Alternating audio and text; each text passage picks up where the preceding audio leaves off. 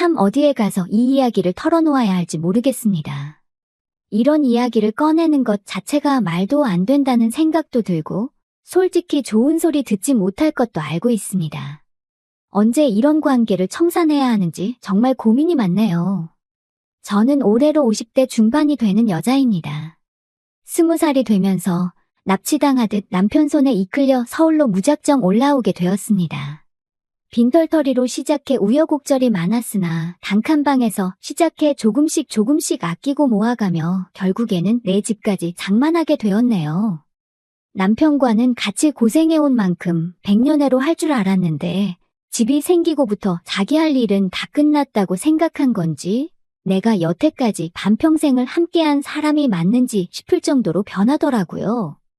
남편만큼은 아니지만 저도 필요할 때 나가서 돈도 벌어오고 했는데 이 집이고 뭐고 전부 자기 거라고 하면서 난리도 아니었어요. 좋은 이야기도 아니고 그때 인생을 다 돌이키기엔 1시간 가지고는 모자랄 것 같아서 생략하도록 하겠습니다. 아무튼 그때 남편의 행동으로 인해서 결국 법원까지 가게 되었고 이혼하게 되었습니다. 남편과 저 사이에는 딸이 하나 있었어요. 남들처럼 둘 낳아서 잘 살고 싶었지만 상황이 힘들다 보니 한 명도 버거워서 딸아이 하나에서 멈추게 되었습니다. 이혼은 어차피 딸아이가 대학까지 가고 나서 했으니 양육권 같은 부분에 있어서는 따로 상의할 것도 없었습니다. 딸아이 또한 지 아빠가 아니라 저를 택했고 그렇게 딸아이랑 저랑 둘이서 같이 살게 되었습니다. 딸이 비록 공부하는 조금 담쌓고 지냈어도 운동신경도 좋고 누굴 닮았는지 얼굴도 예쁘고 해서 주변에 항상 남자가 끊이지 않았습니다. 대학교 들어가고부터는 자기가 누굴 만나고 있는지 남자친구라며 엄마인 저에게 전부 다 소개를 시켜줬지요. 딸아이가 남자 보는 눈이 형편이 없더라고요. 앞길 창창한, 잘 배운 사람들은 애초에 관심도 없었던 것 같습니다. 저도 대학을 나오지 않았으니 대학이 인생의 전부라고 생각하지는 않아요. 대학교 나오지 않아도 열심히 잘 사는 사람들 많은데 딸이 연애한답시고 골라오는 남자들은 하나같이 왜 그 모양인지 싶더군요. 문신 같은 건 대체 어디서 하는지 그나마 남자친구라고 데려온 사람 중에 마음에 차는 사람들 몇 명은 그나마도 문신이 옷에 가려져서 있는지 없는지도 모르는 사람들이었습니다. 그래도 어린 나이니 결혼까진 하지 않겠지 싶었는데 다행인 건지 불행인 건지 작은 일에도 쉽게 실증을 내는 딸아이는 남자친구한테도 쉽게 실증을 내더라고요. 문제는 우리 딸이 다른 건 다 쉬어도 연애만큼은 쉬는 적이 없었어요. 어제 남자친구라고 저한테 누굴 소개하면 다음날에 다른 남자가 또 남자친구라며 저한테 소개하는 적도 있었습니다. 모두 몇 명이었는지 물어보신다면 제 기억에 남는 사람들만 더해도 제 손과 발을 다 합쳐도 헤아릴 수 없을 정도로 많았습니다. 그런데 말했다시피 우리 딸이 만나는 남자들 수준이 대부분 그렇다 보니 솔직히 걱정이 더 되더라고요. 연애야 자유롭게 할 수 있지만 그래도 결혼만큼은 안정적인 직장을 가진 사람이랑 하거나 적어도 해코지만큼은 하지 않을 만한 사람을 만났으면 싶었거든요. 연애관이 쉽게 바뀌지는 않았는데 그래도 우리 딸이 어디서 본 건 있는지 연애랑 결혼은 따로 생각하고 있으니 걱정 말라고 했어요. 따로 취직도 안 하고 그러고 있는데 이번에는 남자친구가 아니라 결혼 상대를 소개시켜준다고 저를 불러내더라고요. 일도 안 하고 어디서 저런 사람을 물어왔는지 여태껏 소개받은 사람들하고는 전혀 다르게 멀쩡한 사람이었습니다. 정신머리도 똑바로 박혀있는 듯 했고 직장도 제법 이름 있는 대기업을 다니고 있는 사람이었어요. 당연히 문신도 없었고 말입니다. 그동안 딸이 어떤 남자들만 골라서 만나왔는지 알고 있었기 때문에 결혼 상대라고 데려온 사위를 처음 봤을 때는 안도감도 들고 한편으로 너무 기쁘기까지 했습니다. 다만 문제가 있었으니 사위가 직장도 안정적이고 다 좋지만 따로 가족이 없는 사람이었어요. 스스로의 힘만으로 저렇게 성공했으니 높이 쳐줄 부분이 있는 건 인정하지만 결혼하기에 당장 직장 말고는 아무것도 없었답니다. 그나마 다행인 건 그동안 학자금 대출이며 이래저래 빚이 많았는데 그건 이미 다 갚고 없다는 사실이었지요. 대신 결혼을 하게 되면 당장 지낼 곳이 없다고 하는 거였어요. 그래서 결국 저희 집에서 처가살이를 할 수 있게 배려를 해줬습니다. 사위가 힘들게 자라왔지만 예의가 참 바르더라고요. 사실 제가 집을 팔아서라도 살 곳을 마련해주는 방법도 있었겠지만 사위는 처가살이 하는데 실은 내색 따로 하지 않고 같이 사는 동안도 저한테도 참 잘했어요. 자기한테 없던 부모나 마찬가지라며 그만큼 저에게 효도하겠다더군요. 이렇게 좋은 남자를 만날 줄 알면서 딸아이는 그동안 뭐하러 그런 놈들을 만나온 건지 싶었습니다.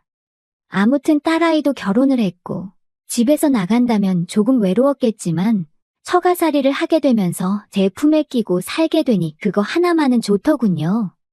거기에 사위가 저한테 점수 따겠다고 집안일도 힘써야 하는 일들이나 설거지 같은 건 알아서 척척 하기 때문에 저도 많이 편해졌습니다.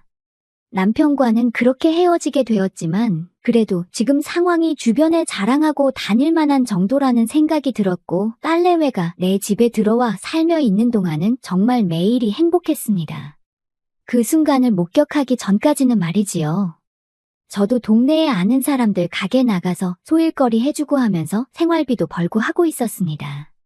사위가 생활비 보탠다고 얼마씩 보내주긴 했지만 그래도 언젠가는 독립해서 나가야 할 텐데 무작정 준다고 고맙다고 받을 게 아니라 그 돈은 제가 따로 모아주고 싶었지요. 그래서 그렇게 소일거리 하면서 생활비벌이 하면서 지내고 있었습니다. 원래는 동네에 잘 아는 사람이 다니는 공장에 가서 하루같이 일을 하고 일당을 받아오는 예정이 있어서 아침 일찍부터 나갔어요. 그런데 공장까지 도착해서는 공장 설비에 문제가 생기는 바람에 일을 시작하지도 못하고 돌아오게 되었지요. 이동하는데 이미 시간을 많이 써버려서 다른 데에 일하러 나가봤자 돈 버는 느낌도 안 들겠다 싶어서 그날은 그냥 집에 들어가서 쉬어야겠다는 생각을 했습니다. 그리고 집에 들어갔는데 딸 부부가 쓰는 방에서 딸아이가 앓는 소리가 들리더라고요. 사위는 분명히 한참 출근에 있을 시간인데 들려서는 안 되는 소리가 들려오니 오만 가지 생각이 다 들더라고요. 작정하고 딸아이 방문을 열어보니 우리 사위가 아니고 결혼하기 전에 한참 젊은 시절에 연애한답시고 만났을 법한 제가 싫어하는 부류의 사람이 방 안에 제 딸하고 같이 있더군요. 그렇습니다. 제 딸이지만 욕먹어도 싸지요. 저도 일 나가고 지 남편, 그러니까 사위도 출근해 있는 동안 그 틈을 타서 딸아이는 생산적인 일이 아니라 다른 일을 하고 있었던 거예요. 따지고 보면 생산적인 일일 수도 있겠지만 아무튼 해서는 안 되는 일이나 마찬가지였지요. 남자 보는 눈이 좀 없을지라도 이런 말도 안 되는 일을 저지르는 아이는 아니라고 생각했는데 참 제가 돈 번다는 핑계로 정말 자식 교육을 제대로 못 시켰구나 하는 후회가 들더군요. 딸아이는 절대 사위한테 말하지 말라고 하는데 그 얼굴에는 후회나 죄책감은 하나도 보이지 않았습니다. 오히려 차라리 들켜도 저한테 들켜서 다행이구나 하는 그런 느낌이었어요. 그래도 자식 부탁인데 자식이기는 부모가 어디 있겠습니까? 그래서 딸아이가 말한 대로 아무것도 모르는 척 하고 있었지요. 그런데 그때마다 정말 이 꼴 저 꼴 다 보기 싫더라고요.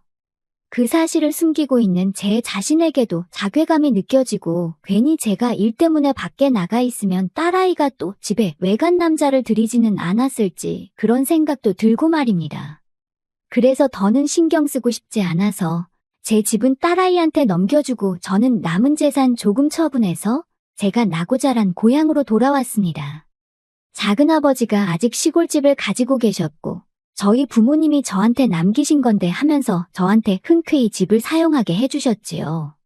세월을 맞으며 몇 번 고쳐진 집이긴 하지만 태어나서부터 결혼 전까지 살았던 집인데 서울 사람이 다 되었는지 처음에는 시골집이 적응이 되지 않더군요. 딸아이 아니어도 서울에 친구들도 많았고 할 게 많았는데 이곳은 참 할 게 없더라고요.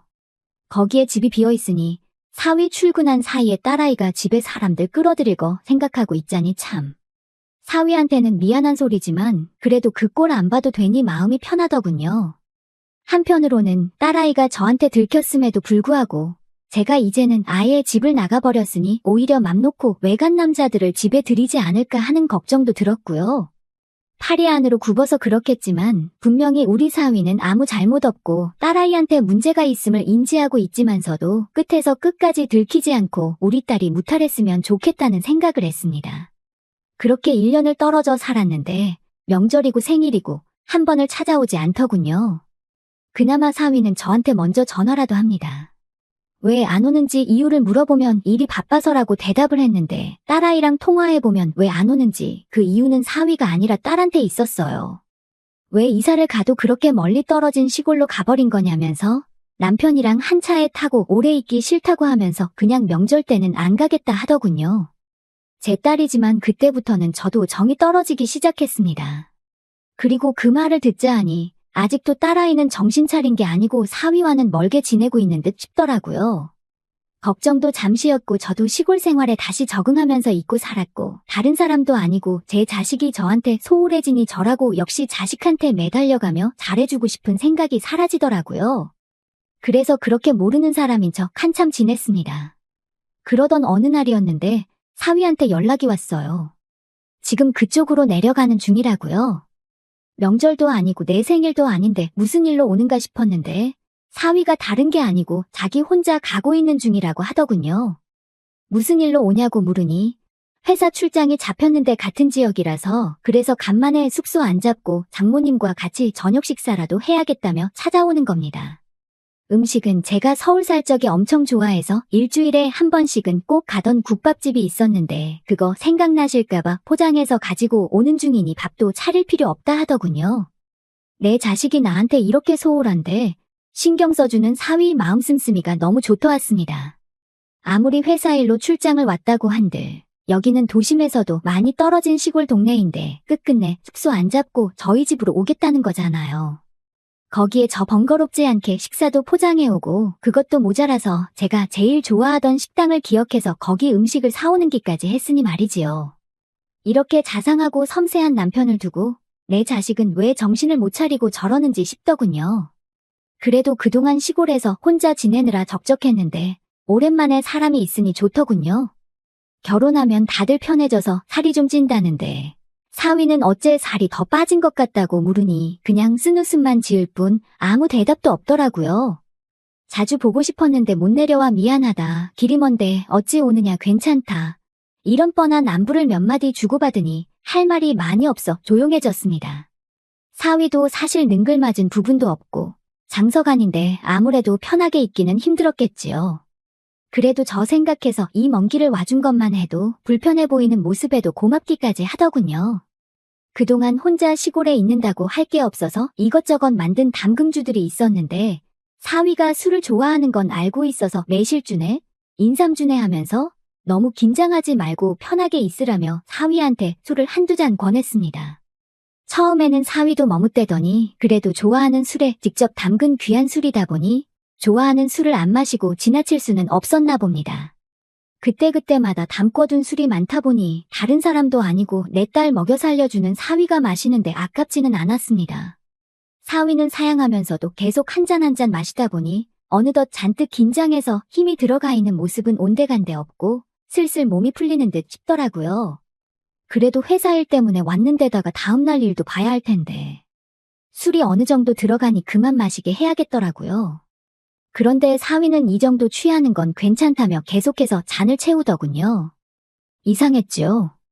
같이 한 집에 살던 시절에도 술을 그렇게 좋아하지만 제 앞에서 취한 모습 보일 수 없다며 회식같이 술을 피할 수 없는 자리에 나가더라도 항상 절제하던 사위였는데 혀가 꼬부라질 때까지 자기는 술 세다고 괜찮다고 하면서 계속해서 마시고 있었으니 말이죠. 담금주라고 해봐야 어차피 시간이 남아서 담근 고급 술도 아닌데 말입니다. 그때까지도 저는 별 생각 없었어요. 그냥 표현하는데 서툰 사위가 장모를 오랜만에 만난 나름대로의 반가움의 표시라 생각했습니다. 어차피 혼자 사는 집이다 보니 방이 남아서 저는 10시만 되면 졸리니 사위가 잘 곳을 마련해놓고 저는 먼저 자겠다 말하고 혼자서 잠자리에 들었습니다. 그리고 제가 잠에서 깨고 만 건 한참 깊은 잠에 들어있어야 하는 새벽이었지요. 이불맡에서 느껴지는 인기척에 잠에서 깨고 저는 이내 소스라치게 놀라고 말았습니다. 제 이불맡에 있던 건 제가 마련해준 방에서 자고 있어야 할 사위였습니다. 열려있는 문 쪽으로 거실을 보니 술병이 새알릴 수도 없이 나뒹굴고 있더군요. 술을 얼마나 마신 건지 가늠조차 되지 않았습니다. 혹시나 사위가 술에 너무 취해 제정신을 못 챙기는 건가 싶더군요. 이러다 무슨 일이 생기는 건 아닌가 너무 긴장되었지만 그래도 여태껏 제가 봐온 사위를 믿기에 최대한 침착하게 행동했습니다. 최대한 사위의 기분을 상하지 않게 무슨 볼일이냐고 침착하게 물었는데 사위는 막무가내로 제게 달라들더군요. 그 심약하고 바른 생활만 하던 사위에게 이런 면이 있을 줄은 상상도 못했습니다. 반쯤 포기하고 저는 두 눈을 꾹 감은 채 고개를 돌려버리고 말았습니다. 자식의 잘못을 나무라지 않고 피해버린 그 죄를 달게 받는 거라고 생각하면서 말이지요. 모든 걸 내려놓은 순간 제 얼굴 위로 뜨거운 물 한 방울이 툭 떨어지더군요. 감은 두 눈을 떠서 고개를 올려다보니 사위는 두 눈에서 눈물을 펑펑 흘리며 울고 있었습니다. 상황을 정리하고 한참 울고 있는 사위를 달래줬습니다. 한참을 울고 난 뒤에야 정신을 차린 사위가 정말 죽을 죄를 지었다며 죄송하다 사과하더군요. 아내, 그러니까 제 딸이 다른 사람을 만나고 있던 현장을 목격해버렸다 합니다. 그리고 그 충격을 견딜 수가 없어 한동안 방황했고 회사에는 잠시간 장기휴가 요청을 해서 일을 안 하고 집에만 있었다고 하더군요. 일에만 매달려서 가정을 지키지 못했다 생각했고 제 자식의 잘못을 눈감아주고 자기 탓으로 생각하려 했다고 합니다. 그리고 그 휴가 기간 동안 여행도 다니고 하면서 일하느라 손에 놓고 있었던 가정을 지키고자 여러 가지 계획을 세웠다고요. 하지만 제 딸아이는 오히려 남편이 집에 있으니 자유를 억압당한다 생각했고 매일같이 부부싸움을 했다고 하네요. 그러다 어제 크게 싸우고 나서 홧김에 집을 나와버렸다 합니다. 사과하려고 집에 들어갔더니 제 딸아이는 그새를 못 참고 남자친구를 집에 들인 상태였고 그 상황을 목격한 사위는 그 길로 다시 집을 나와버렸던 거였고요. 저를 찾아온 것이 처음에는 복수할 요량이었다고 합니다. 자기에게 상처를 줬으니 제 자식에게 하나뿐인 가족인 저에게 풀 생각이었다네요. 하지만 도무지 그럴 수 없기에 이렇게 지금 이 상황이 되었다는 겁니다. 저는 다른 말은 하지 못했고 이야기를 하며 당장이라도 다시 눈물을 터뜨릴 것만 같은 사위를 안아줬습니다. 그리고 저도 사과했어요. 미안하다고, 자식의 잘못을 알고 있었는데도 나는 도망치는 걸 택했다고요. 나에겐 부모 자격이 없으니 이런 일을 당해도 싸다 했습니다. 그렇게 한참 동안 둘이 부둥켜 안고 눈물을 흘렸습니다. 밤이 새도록 그렇게 저는 사위에게 뭘 해도 좋다고 허락하고 말았습니다. 다음 날 아침이 돼서 부스럭대는 소리에 일어나니 자기가 어제 난장판을 만들어 놓은 술상을 정리하고 있더군요. 짐가방이 꺼내져 있는 걸 보니 아마 정리하고 돌아갈 생각이었나 봅니다. 그런 저는 사위에게 마음이 풀릴 때까지 이 집에서 지내다 가라고 권했습니다. 어차피 회사에는 장기 휴가를 내놓은 상태라고 했으니 시간적으로 여유가 있다고 생각했고요. 그렇게 사위와 함께 시골집에서 같이 살고 있는 지가 2달이 다 되어갑니다. 그리고 제 딸아이한테서는 전화가 계속해서 오네요. 자기 남편이 집을 나간 것 같다, 연락받은 거 없냐면서요. 생활비도 떨어져가고 혼자서 못 살겠다고 하는데 그렇게 궁금하면 한 번이라도 내려와 보면 될 것을 그럴 생각은 없어 보이고 불만만 털어놓네요. 구제불능이고 제 부덕의 소치라 생각합니다. 2달이 지나가다 보니 사위는 이제 자기가 언제 돌아가야 할지 모르겠고 이렇게 지내는 것도 나쁘지 않은 것 같다고 합니다. 그냥 결혼이고 회사고 다 놓아버리고 여기에 와서 살고 싶다고 하는데 시골 동네다 보니 주변 사람들에게는 사위가 휴양차 내려왔다 둘러댔긴 했지만 언제까지 이 상황을 숨길 수는 없을 것 같아 걱정이 됩니다. 제 자식이 잘못을 하긴 했지만 제가 계속 이렇게 있어도 되는 걸까요? 오늘도 같은 고민을 하면서 잠에 들 것 같네요. 이야기 들어주셔서 감사합니다.